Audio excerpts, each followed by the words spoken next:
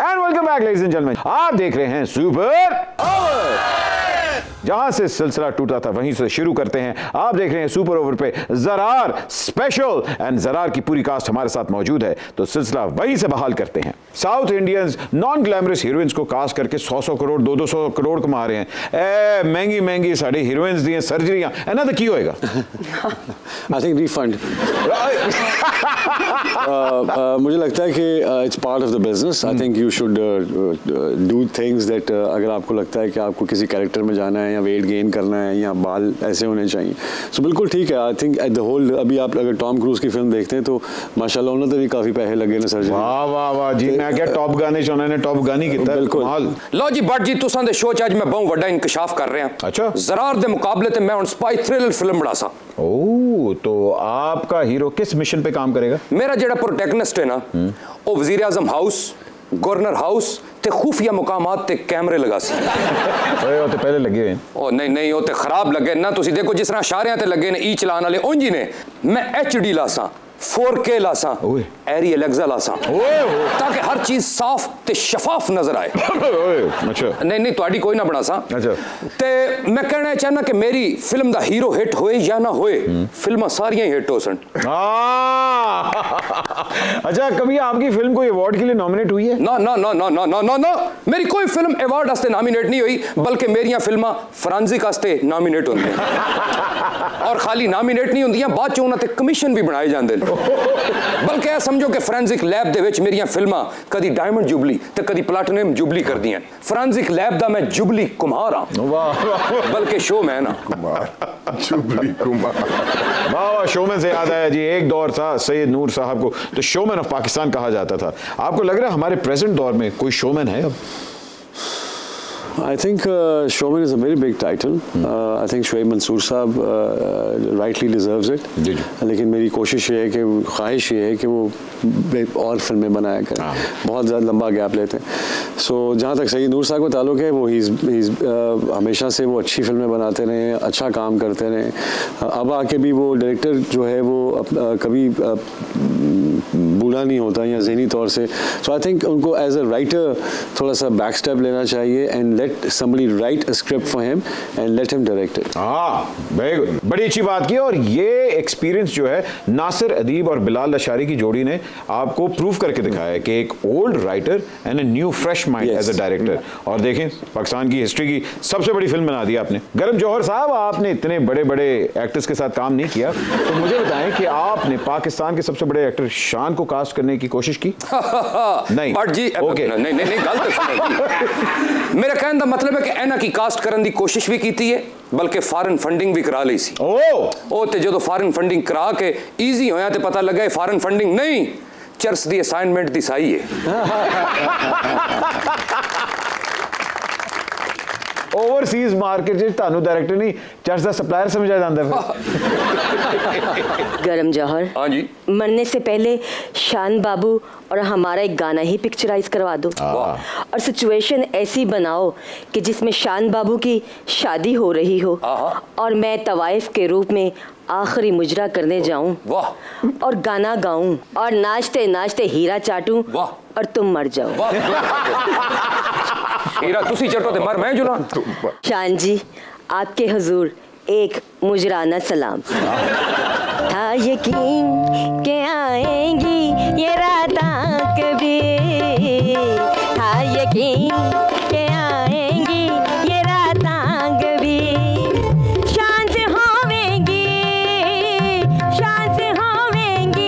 मुलाकातां कभी, था यकीन के आएंगी ये रातां कभी, था यकीन के आएंगी ये रातां कभी। शान, हमें वचन दीजिए कि आप मुगल आजम का रीमेक बनाएंगे जिसमें शेखू, यू टर्न का शहजादा और जिल्ले इलाही मुहिब्बे वतन आलम पना पेट करेंगे। अल्लाह बादशाह ना करे किसी।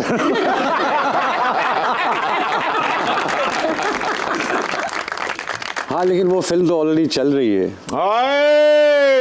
खुदा, अगर ये फरीदा आपने सर अंजाम दे दिया तो लाहौर का शाही किला बमा मियां सल्ली की हवेली, बमा ताफुखा की हवेली, बमा टिब्बी थाना आपके नाम कर दिया जाएगा। बहुत मेहरबानी जी, वो तो पहले किसी के नाम हो चुका है। मैं ये चाहूँगा कि आप हमारे नाम वो कीजिए जो कुर्सी पे आप बैठे हैं। कोई गल नहीं है, कुर्सी भी उन्हें शाही महल्ले ले दफा कराओ। ਇਹ ਸਾਰਾ ਕੁਝ ਤੁਹਾਨੂੰ ਦੇ ਕੇ ना इन्होंने अपने सिगरेटा का खोखा ऑन कर देना। शान भाई, कभी ना कभी आपकी सोशल मीडिया पे कोई ना कोई कंट्रोवर्सी चल रही होती है। अभी पिछले दिनों ही हुमायूं सईद के साथ आपने एक बयान दिया था, मैं यहाँ नहीं जाऊँगा वहाँ नहीं जाऊँगा। ये मीडिया को आपसे कोई पर्सनल ग्रज है? नहीं, मैं असल में मीडिया में आता कम हूँ और जब भी आता हूँ तो उनको लगता है कि जो भी ये कह रहा है, अगर सांस भी ले रहा है तो उसके बारे में भी लिख दें ये सांस ले रहा है। तो मुझे लगता है कि मेरा राइट है कि मैं ओपिनियन दे सकूँ अपना, और ख़ास तौर पे हुमायूं सईद को, बिकॉज हुमायूं जो हैं वो प्रोड्यूसर एक्टर हैं और इस वक्त सबसे ज़्यादा प्रोडक्शंस वही बनाते हैं। जी। तो उनके लिए बहुत ज़रूरी है कि अपने जॉनरा को चेंज किया जाए। वो बजाय जॉनरा चेंज करने के वो पार्ट 1, पार्ट 2, पार्ट 3, पार्ट 4 में निकल जाता है। वो भी फ्रेंचाइज में ही जा रहे हैं। एग्जैक्टली। सो मुझे लगता है कि अगर आपके पास डाइवर्सिटी ज़्यादा है, आपके पास अपॉर्चुनिटी ज़्यादा है और बड़ा प्लेटफॉर्म है, एक चैनल आपके साथ खड़ा हुआ है और आपको सपोर्ट कर रहा है और आपकी फिल्म्स को आगे लेके जा रहा है, तो फिर आपको डिसाइड करना चाहिए कि जॉनरास और डेवलप होने चाहिए पाकिस्तान में। तो ये ब्रांड भी ठीक है जो वो बना रहे हैं, लेकिन वो सारे जॉनरास ये नहीं होने चाहिए। शान पापा, मैं तुसां नाल एग्री कर रहा। तुसीं देखो एक लॉबी भी काम कर रही मीडिया च, जिस तरह पंजाब ते कराची इन्हां दोवां दे विच फर्क पा रहे हैं। इस तरह लोग आखदे ने कि तुसां दी डिस्क्रिमिनेशन हो रही है, तो यह गल सच्ची है या मैं मीडिया का प्रोपेगेंडा है? नहीं, मेरे ख्याल में सच्ची है, बिकॉज सूबों की खुद मुख्तारी के बाद हमने प्यार भी उतना ही बांट लिया और अलहदा कर लिया है एक दूसरे के साथ। जिस तरह हमने अपने अपने असूल चेंज किए हैं, मुझे लगता है कि आवाम में हम आहंगी रहनी चाहिए। इंडस्ट्री में हर किस्म के लोग होने चाहिए, Karachi, Islamabad, Quetta, Lahore, it should be one Pakistan film industry.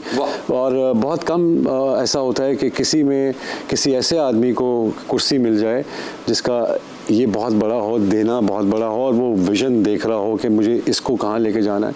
और लॉबिंग आपके सामने ही है, जितनी फिल्में लगती हैं वो एक पर्टिकुलर कास्ट की होती हैं, एक पर्टिकुलर चैनल की होती हैं, वो आपको सामने नज़र आ जाता है कि ये टीम इसके अलावा काम नहीं करती, ये टीम इसके अलावा काम नहीं करती।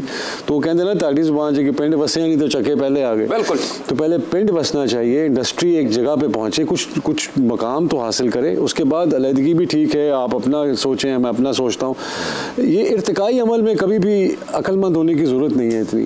तो जब आप उस पहाड़ी पे पहुंचते हैं फिर आपको पता चलता है कि मैं इसका लिए ये भी कर सकता हूँ, ये भी कर सकता हूँ। जैसे आप देखते हैं और जितने चैनल हैं, मेरे ख्याल है एक सर्टन चैनल है जो एक सर्टन तरह की फिल्में बनाता है।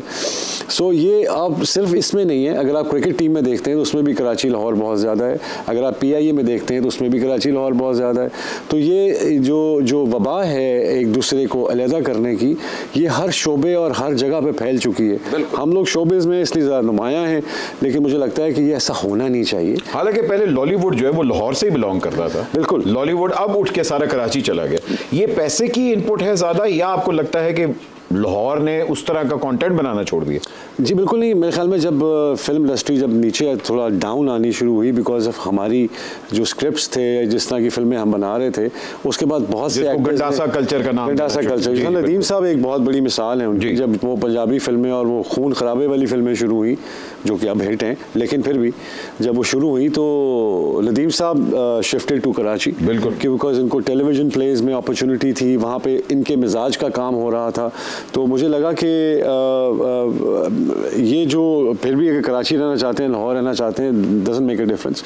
आज भी अगर आप देखते हैं तो ड्रामों की प्रोडक्शन में भी कोई 50, 60, 70, 100 ड्रामे जो हैं वो कराची की प्रोडक्शन में होंगे। जी। और पंजाब की प्रोडक्शन में शायद 1 या 2 ड्रामे बन रहे होंगे, और उसको भी बड़ा वो आंख चढ़ा के देखते हैं कि अच्छा यार ये तो पंजाब की तरफ से आया है। सो मुझे लगता है कि ये जो डिस्क्रिमिनेशन है, देखिए क्राफ्ट कभी पुराना नहीं होता है, क्राफ्ट पुराना नहीं होता है, लेकिन असल में प्रॉब्लम मुझे लगता है कि क्योंकि चैनल ओनर्स जो हैं वो एंटरटेनमेंट के अंदर बहुत ज़्यादा इन्वॉल्व हो चुके हैं। अब आजकल हर चैनल का अपना अवार्ड है। शो बिजनेस है ना, बिकॉज देखिए शो एक तरफ शो भी है और बिजनेस भी है, दोनों चीज़ें तो साथ साथ चलती हैं। हॉलीवुड में भी ये चीज़ें साथ साथ चलती हैं। जी बिल्कुल। आपको नहीं लगता कि ये बजाय कि चैनल्स इन्हीं को आगे हम लोग कन्विंस करें कि कॉमेडी फिल्में भी बननी चाहिए, ड्रामा फिल्में भी बननी चाहिए? आपने बड़ी अच्छी बात की हॉलीवुड की। हॉलीवुड में कभी भी बहन का बेटा CEO नहीं होता। आपकी अपने जो ग्रुप होते हैं या अपनी जो फैमिलीज होती हैं, जब आप उनको इंपॉर्टेंट एरियाज में लेके आते हैं तो फिर अगर उनको किसी आदमी से नफरत है तो वो नफरत पूरे सिस्टम में आ जाती है। तो एक अच्छा अच्छा CEO फैसला कर सकता है कि नहीं यार मेरी इससे कोई लड़ाई नहीं है या मेरा खिलाफ इसने ये बात की थी उस दिन, इसका doesn't matter, he needs to get the numbers. जब स्टार इंडिया बंद होने लगा था तो रूपर्ट मर्डॉक को फ़ोन किया, जी स्टार इंडिया बंद हो रहा है जी। तो उन्होंने कहा अच्छा तो आपका सबसे बड़ा हीरो कौन है? उसने कहा जी अमिताभ बच्चन। उसने कहा सबसे बड़े पैसे कौन से हैं? उसने कहा जी 1 करोड़ रुपए। कहता है इन दोनों को इकट्ठा कर दो, शो बना दो, ये लास्ट शो। उस एक शो ने उसको चैनल को खड़ा कर दिया। अगर वहाँ पे कोई और बैठा होता तो वो अपना बाबा लेके पहुँच जाता।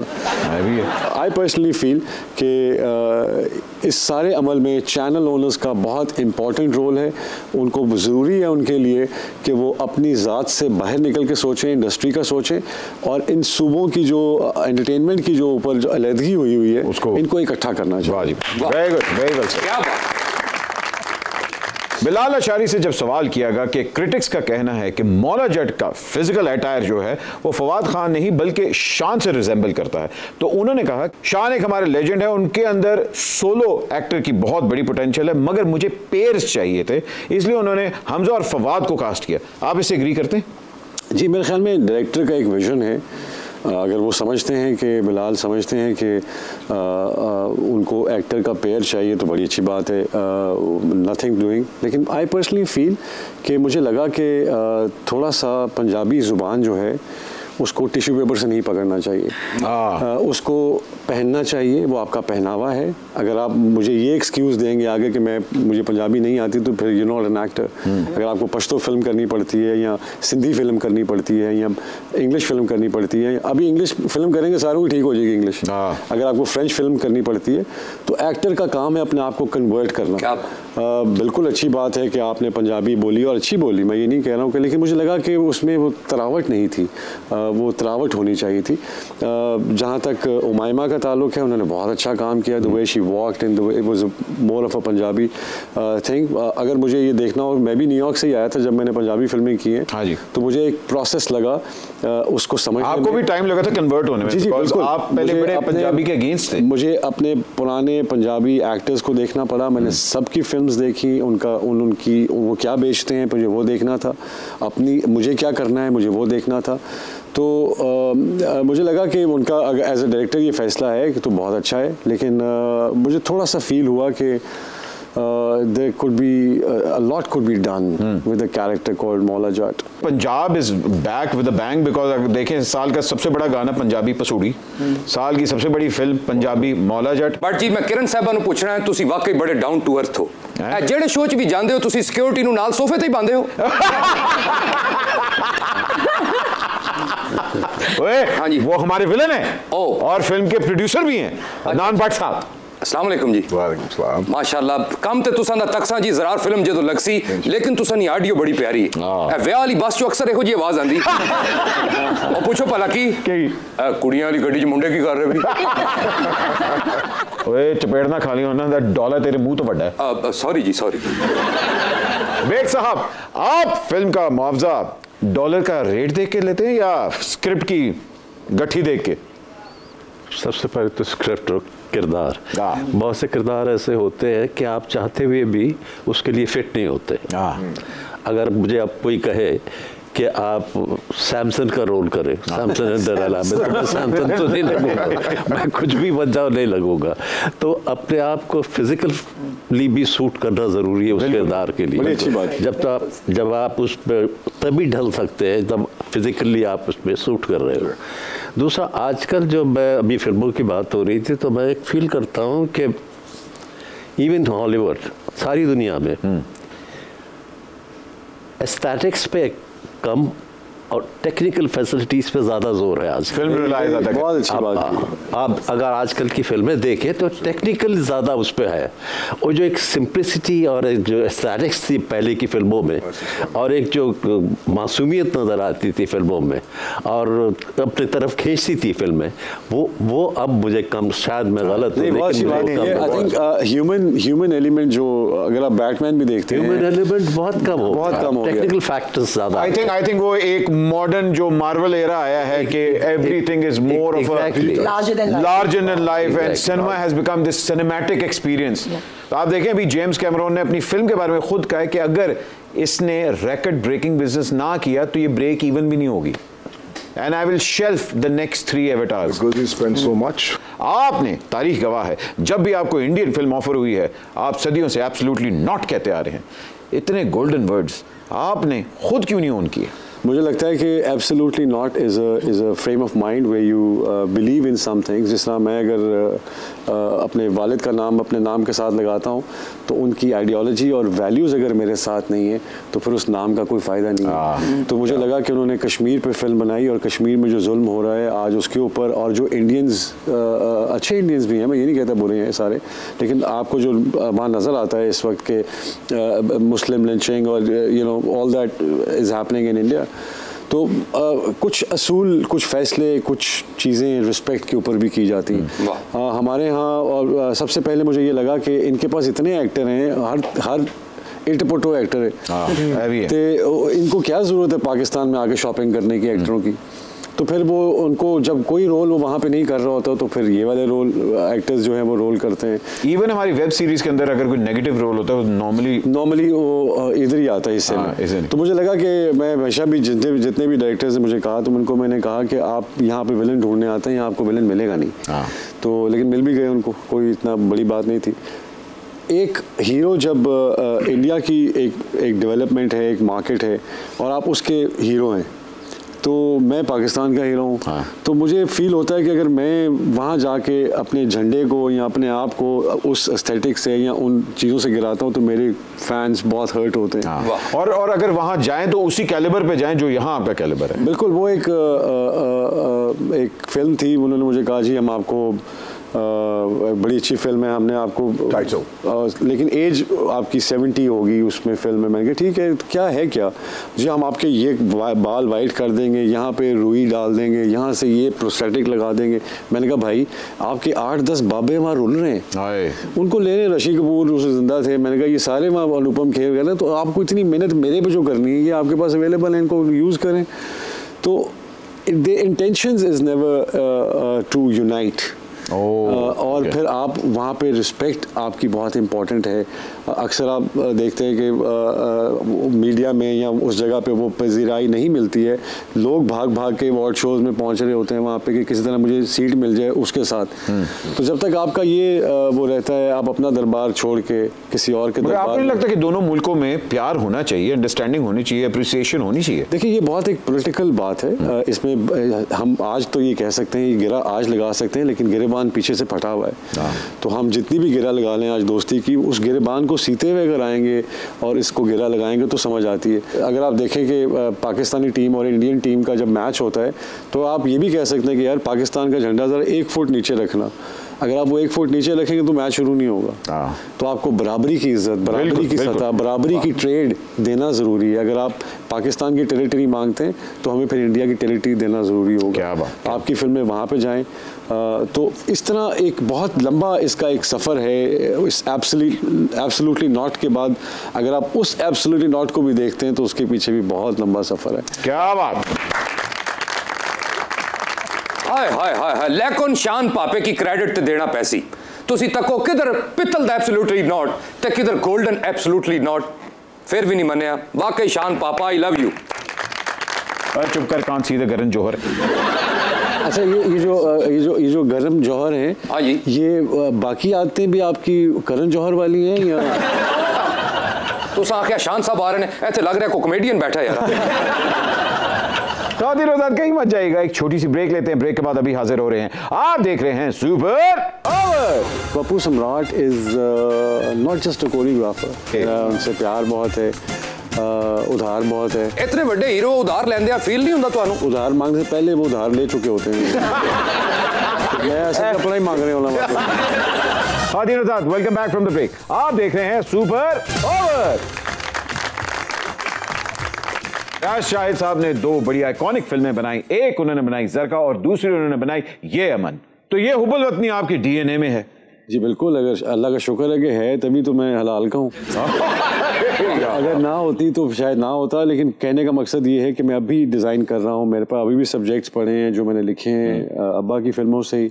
बेग साहब, आपने रियाज शाहिद साहब के साथ उनकी फिल्म बहिश्त में आपने काम किया, उनका स्टैचर जरा नई जनरेशन को तो बताएं क्या था? सबसे बड़ी बात तो ये है कि मैं समझता हूँ मेरी खुश नसीबी थी कि मैंने उनके साथ काम किया, और उनके साथ काम करके बहुत कुछ सीखने को भी मिला मुझे, और बड़े इत्मीनान और बड़ी मुस्तकिल मिजाजी के साथ वो काम करते थे। वो कोई जल्दी नहीं होती थी कि सीन आज ही ख़त्म हो जाना है कल। वो क्वालिटी के पीछे होते थे, क्वांटिटी के पीछे नहीं, क्वालिटी ढूंढते थे। बहिश्त में काम करके बहुत खुशी, बहुत अच्छा लगा, और दुख इस बात का हुआ कि बहिश्त के बाद उनके साथ काम करने का मौका नहीं मिला। फिर वो अल्लाह को प्यारे हो गए। तो वो से मैं एक बात ज़रूर करना चाहूँगा बेग साहब, एक बड़ा अच्छा, मैं हमेशा ये, क्योंकि किसी की भी अच्छाई जो होती है उसे ज़्यादा बयान करना चाहिए। जब बहिश्त फिल्म लगने वाली थी तो अब्बा की डेथ हो चुकी थी, तो हम लोग पेमेंट के लेटर्स होते थे एक्टर्स के, जब आप डबिंग पे आएंगे तो आपको पेमेंट क्लियर हो जाएगी, तो उसके लेटर्स होते थे। तो बेग साहब भी थे उस फिल्म में, तो उस वक्त हालात ऐसे हो गए होते बिकॉज अब्बा के इलाज पे बहुत पैसे लग चुके थे, तो हम लोग काफ़ी डाउन थे। तो हमने सोचा कि चलो बहिश्त फिल्म लग जाएगी तो इससे पैसे आएंगे तो we can sort things out. तो जब अम्मी ने बहुत मुश्किल से पैसे इकट्ठे किए, उस दौर में 80,000 रुपया, जब 25,000 रुपये की करोला थी, तो उस दौर में अम्मी ने वो पैसे इकट्ठे किए, और जब वो बेग साहब के पास गई और उन्होंने कहा कि आप ये आपके पैसे हैं, आप डबिंग कर दें ताकि वो फिल्म लग जाए, तो इन्होंने कहा नहीं भाभी पैसे रहने दें, मुझे वो 2 कुर्ते बनवा दें जो आपके वालिद पहनते थे। क्या बात। तो ये ऐसे अजीम लोग हैं कि मैं इनका, ये अगर हीरो हैं तो किसी वजह से हीरो हैं, इनके अंदर एक हीरो छुपा हुआ है, इनकी रूह एक हीरो की रूह है। बेग साहब, आप तो मास्टर ऑफ सिनेमा हैं। एक डायलॉग जो कि इतना पावरफुल रियाज शाहिद साहब का है, कहां से आए हैं ये झुमके, किसने पहनाए हैं ये झुमके, क्या कह रहे हैं ये झुमके। और इसके बाद नासिर अदीब के डायलॉग हिट हुए, मौला नु मौला ना मारे ते मौला नहीं मरता। और उसके बाद एक लंबा गैप, और फिर लिखा गया ये 2 टके की औरत के पीछे आप मुझे 50 लाख रुपए देने वाले थे। With the passage of time हमने ऊपर से नीचे सफर किया है या नीचे से ऊपर? नहीं, मेरे ख्याल से पैसेज ऑफ टाइम उस क्वालिटी को हमने मेंटेन नहीं किया जो पहले हमने देखी थी।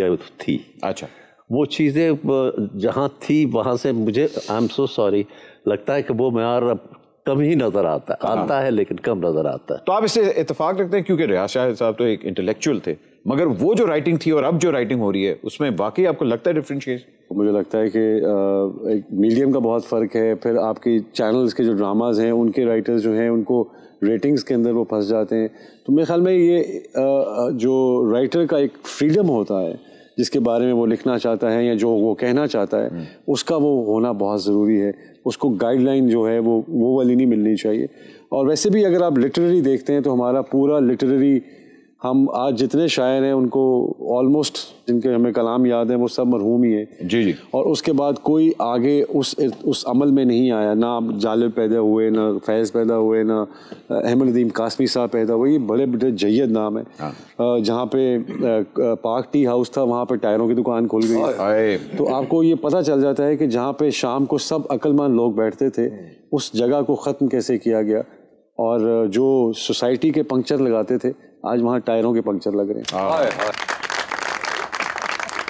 बट साहब, एज अ प्रोड्यूसर फिल्म बनाते हुए, क्योंकि फिल्म को टाइम लगा बनने में, सबसे बड़ा हर्डल क्या था? हम लोग इसको लगा रहे थे 2020 में अप्रैल में हम लोग रेडी थे। बिल्कुल, हम लोगों ने इसको रिलीज करना। But then again you can not fight with the nature का अपना एक कुदरत का कानून है, और वो 2 साल 2.5 साल जो है ये डिले हो गई। लेकिन मेरे ख्याल में, लेकिन अब हमने आगे लगाई इसलिए क्योंकि हमने कहा ये कोरोना की वबा तो चली जाएगी, सियासत की वबा नहीं जाएगी। जहां हम किरण की बात करते हैं वहां हम लोग इनको ग्लैमराइज आपने इतना खूबसूरत कैप्चर किया, और आपके बड़े अच्छे दोस्त भी हैं सुना है, बड़े महंगे भी हैं सुना है, आपसे बड़े पैसे भी लेते हैं सुना है, आपको बड़ा तंग भी करते हैं।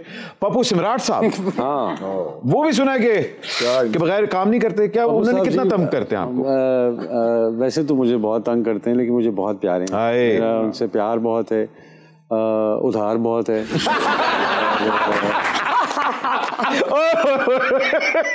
और मेरी कोशिश होती है कि, बल्कि मेरे 3-4 और भी कंपोनेंट्स हैं। अच्छा, वो साथ मेरा उधार चलता रहता है। अच्छा। तो अभी भी पप्पू साहब, नहीं मजाक के अलावा, Pappu Samrat is not just a choreographer, I think he is a complete director, he is a cameraman, he is a staff member. तो जब भी हम बाहर जाते हैं तो मैं किरण को तो वो बता ही रहे होते थे, साथ मुझे भी मैं कहता था यार पप्पू जरा वो रिफ्लेक्टर वाले को कहे ऊपर कर दे, ये कर दे, पप्पू जरा कैमरा संभाल ले, you know let's. So I think jack of all trades, jack of all. कई दफा हमने लंच लेने भी भेज दिया इनको। नहीं शान पापा, तुसी दस्या कि मेरा उन्हां नाल उधार दा भी चक्कर है, ते इतने बड़े हीरो उधार लेंदे आ फील नहीं हुंदा तुहानू? बिल्कुल होता है जी, लेकिन वो मेरे से पहले उधार मांगने से पहले वो उधार ले चुके होते हैं। मैं ऐसा अपना ही मांग रहे होना वापस। और वो जो मिसाल है ना कि उधार मोहब्बत की कैंची, वो गलत है। अच्छा, हमारी मोहब्बत भी उतनी है और उधार वापस भी नहीं कर रहे।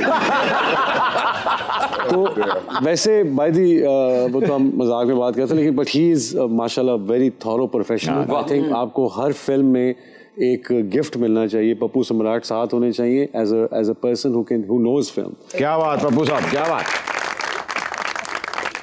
लोग हमेशा जब भी फिल्म बनाने लगते हैं तो बड़ा नाम लेते हैं, आपने एक न्यू कमर किरण, स्पेशली जिनका बैकग्राउंड मॉडलिंग से है, ये ही क्यों?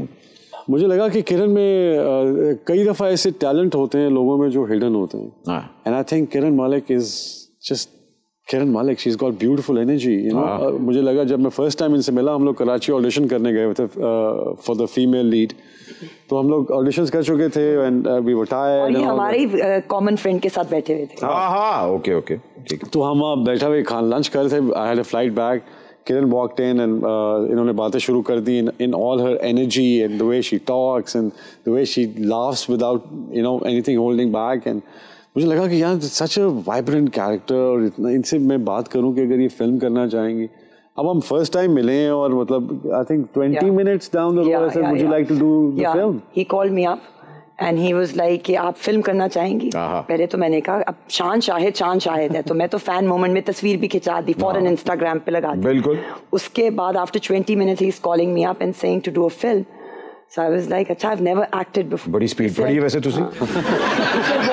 He said आप जो कर रही थी बस वही आपने करना है फिल्म। अच्छा। बड़ी गल है, इसका 20 मिनट लगे नहीं तो शान पापा मिनट ही लांदा। शान साहब के बारे में मशहूर है कि इनकी हीरोइंस जो है वो बहुत ज्यादा पोजेसिव होती हैं, मीरा हो, रेशम हो या रीमा हो। आप लोग, आपका जादू ही कुछ ऐसा है। तुसी भी कोई बुलेट प्रूफ गड्डी चलने नाल फिरदे? नहीं, मैंने लोड कोई नहीं। मेरा बहुत अच्छा दोस्त है, और जब बहुत अच्छे दोस्त होते हैं तो आप पोजेसिव नहीं होते, आप उनके लिए खुश होते हो। तो मेरे लिए मेंटोर भी हैं, मेरे लिए बहुत अच्छे दोस्त भी हैं, and I someone who I look up to. So अगर आप उसको पोजेसिवनेस कहते हैं तो लेट इट बी। अच्छा, वो तो आपके दोस्त है, मैं तो हीरोइंस की पीडीएम की बात कर रहा हूँ जो आपके अगेंस्ट आने वाली है। या आ गई है, या शायद आ गई हो, या आ गई है, पता भी नहीं लगे ना सानू थे। ये दोनों साइड हैं। ये माशाल्लाह हमारी ट्रेड के हीरोज भी ऐसे हैं कि जब भी मैं किसी को कास्ट करता हूँ सारे जो है ना वो ऑन हो जाते हैं कि यार ये इनको पकड़ो, इनको लाओ, इनको करो। तो किरण का मुझे अक्सर फोन आता है कि ये वाला प्रोजेक्ट आ गया है, मैंने कहा Kiran calm down, let's just do this and then you move forward. तो अगर आप देखें तो हमारे हीरोज भी, जिन 3 हीरोज का नाम लिया, वो 3 हीरोज का भी नाम लेते हैं, उसी उम्र के हैं तीनों। और दिनों साथ कहीं मत जाएगा, एक छोटी सी ब्रेक के बाद अभी हाजिर हो रहे हैं। आप देख रहे हैं सुपर ओवर। को रास्ता मैंने जरूर दिखाया और सफर इन्होंने खुद किया। वाह, और बहुत सफर कितना 5 साल आके। इमरान पापा वाकई फिल्म जितना सोहना लगा उसी यकीन है मैनू ते एयरपोर्ट गिफ्ट कर दोगे कि नहीं?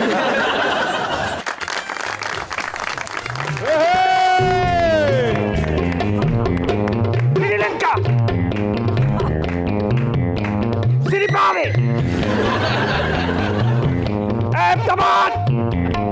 जिदे यार जुदा हो जावे ओदा खर्चा कौन चलावे।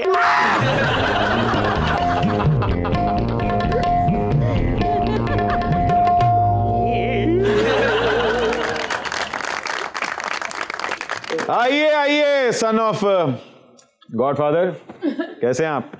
सन ऑफ के बाद इतना लंबा पॉज मत लिया करो, गाली की फीलिंग होती। हाय, वही तो दे रही थी। खैर बताइए कैसे आना हुआ? हम यहाँ शान साहब से जरार फिल्म के प्रिंट्स लेने आए हैं। प्रिंट्स, ये फिल्म अमेरिका, कनाडा और बर्तानिया में रिलीज हो रही है और मैक्सिको का क्या कसूर है, उधर सलाब आया वहाँ। ये सन ऑफ गॉडफादर है, मार्लन ब्रांडो के खैर एनीवे एल पचिनो के सौतेले हैं और ये आपसे पूछ रहे हैं कि आपकी फिल्म मैक्सिको में क्यों नहीं रिलीज हो रही? इनकी वजह से। क्योंकि चाहते ने फिल्म दी टिकटां ब्लैक होण, उत्ते बंदे ब्लैक ना होण।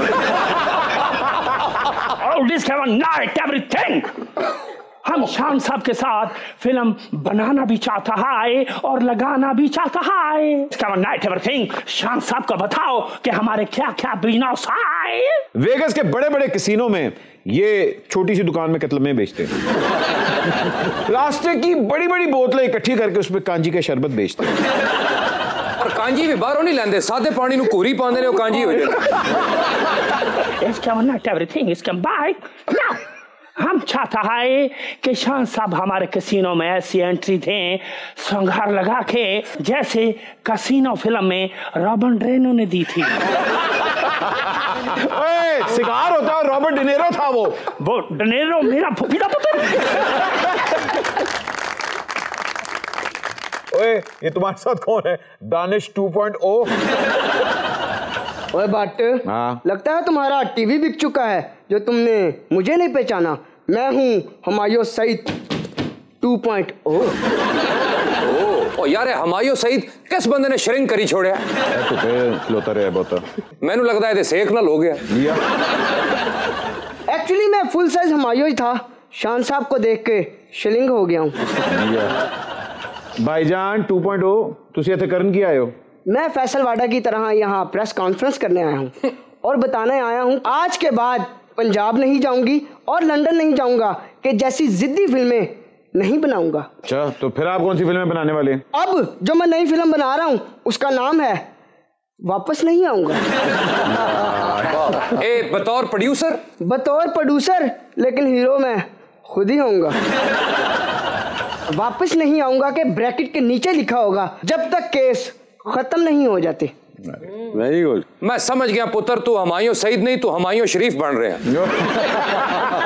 क्योंकि डायलॉग किसी और दी प्रॉपर्टी है। हाँ है भी जा रहे हैं यूके दे टूर पे। किस तरह जा सकता है? एदे प्लेटलेट्स पूरे ने। शान साहब हमारे साथ फिल्म करेंगे और उस फिल्म में मैं विलन का रोल भी करूंगा और आइटम सॉन्ग भी करूंगा। बिल्ली अख वाला बंदा हुंदा है बदी दे, लिख दे रसीद वे, जेड़ा वादा करी तेरा वादा करी, जेड़ा वादा करी ओनू पूरा करी। वाह किरण, हमारे सब कॉन्टिनेंट में हीरोइन को जब कास्ट किया जाता है सबसे पहले पूछती है मेरे पे गाने कितने पिक्चराइज होंगे। आपने इस फिल्म का कैलिबर क्या रखा था? स्क्रिप्ट। अरे स्क्रिप्ट बहुत स्ट्रांग थी। उसके बाद अगर शान डायरेक्ट कर रहे हो तो आपको और कुछ पूछने की जरूरत नहीं है। वाह। मैं यही कहूंगा कि इनको रास्ता मैंने जरूर दिखाया है पर सफर इन्होंने खुद किया है। वाह। और बहुत सफर कितना 5 साल आके पापा वाकई फिल्म जितना सोहना लगा उसी यकीन है मैनू ते कोट गिफ्ट कर दोगे कि नहीं? देख साहब, एक फिल्म शान साहब ने बनाई थी गन्स एंड रोजेस। उसका एस्थेटिक जो था वो इंटरनेशनल सिनेमा के इक्वल था और अब मौला जट का जो मॉडर्न टेक्निकल एस्थेटिक है वो इंटरनेशनल मार्केट के इक्वल है। आगे पाकिस्तान का फ्यूचर अब क्या देख रहे हैं? फ्यूचर तो ब्राइट है। अगर इस तरह की फिल्में अच्छी मयारी बनेंगी। क्विक फायर होगा, सोचना नहीं, आपने सिर्फ बताना है। आपकी फेवरेट फिल्मों में आपकी पर्सनल करीबी कौन सी है? वार। ओके, खुदा के लिए। ओके, आपकी इतनी लंबी फहरिस्त है हीरोइंस की, पर्सनल फेवरेट कौन सी है? किरण मलिक। डिप्लोमेटिक। मैं इसकी वजह बता देता हूँ आपको क्या है कि मुझे लगा कि जब भी मैं किसी नए बंदे के साथ काम करता हूँ मुझे सीखने का बहुत मौका मिलता है। मुझे इनसे मुझे लगा कि मेरे कुछ चीज़ें जो हैं, जो कुछ एक्सप्रेशंस हैं वो पुराने हो रहे हैं। तो मुझे इनके साथ लग के फील हुआ कि नहीं, इनको इस नहज पे लेके जाना ठीक है। इस जगह पे। रीमा से क्या सीखा आपने?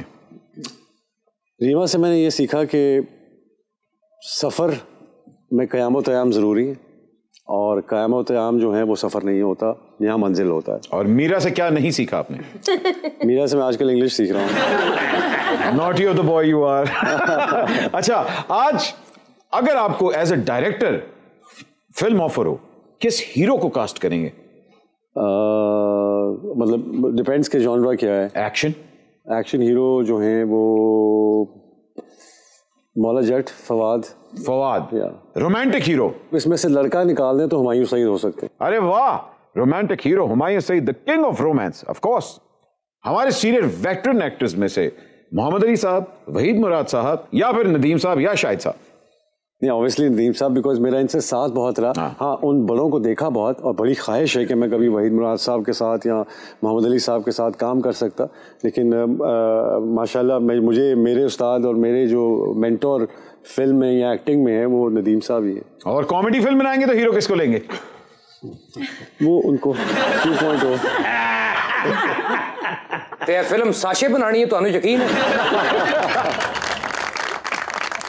हमने आपकी फिल्म की टिकट्स तो परचेज कर ली हैं, लेकिन ज़रार के मायने क्या है हमें ये भी प्लीज़ बता दीजिए। जी बिल्कुल, ज़रार एक एक्शन फिगर का नाम है और एक हिस्ट्री में अगर आप देखें, अगर इस्लामिक हिस्ट्री में भी देखते हैं तो उसमें भी एक ज़रार का एक ऐसे वॉरियर थे जो बग़ैर ज़रा के लड़ते थे, तो उनको लक़ब मिला था। दूसरी बात ये कि ज़रका फिल्म मेरे अब्बा ने बनाई थी, तो उसके जो पहले 3 हरूफ हैं ZAR, तो मेरी एसोसिएशन रहती है हमेशा, मैं हर जगह कहीं ना कहीं उसे छुपा के रखता हूँ, तो that was the reason I kept. और ज़रार का ट्रू मीनिंग है नुकसान पहुंचाने वाला, अपने दुश्मन को नुकसान पहुंचाने वाला।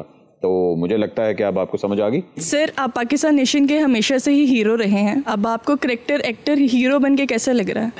कैरेक्टर एक्टर का हीरो तो मैं नहीं बना हूँ, कैरेक्टर एक्टर ही हो।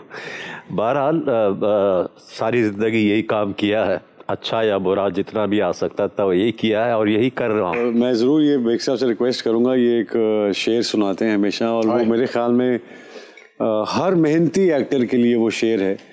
जैसे बेग साहब ज़रा अपना शेर सुना दीजिए। मैं शायर तो नहीं हूँ, शायरों से माजरत के साथ मैंने अपने लिए एक शेर कहा है कि एक उम्र हो चली है तुम्हें भागते नदीम, एक उम्र हो चली है तुम्हें भागते नदीम, बैठो जरा सी देर जरा सांस भी तो लो। वाह वाह वाह वाह वाह वाह।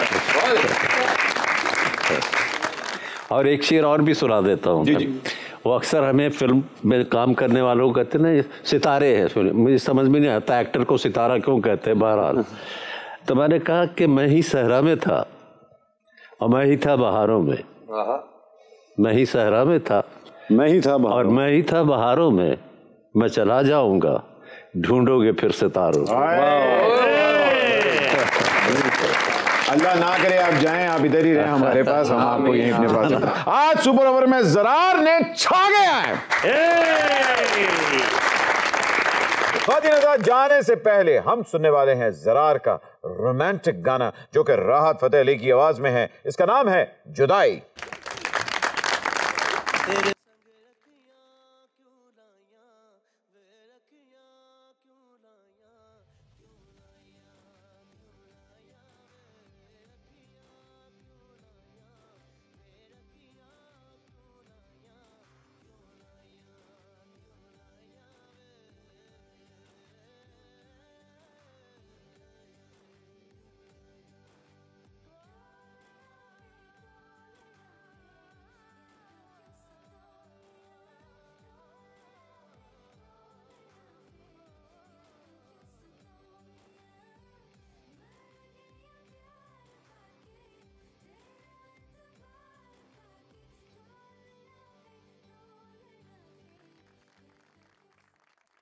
मैंने कहा ताहिर साहब के लिए स्पेशली, क्योंकि फर्स्ट टाइम हम आए हैं, कुछ सौगात दे के जाएं।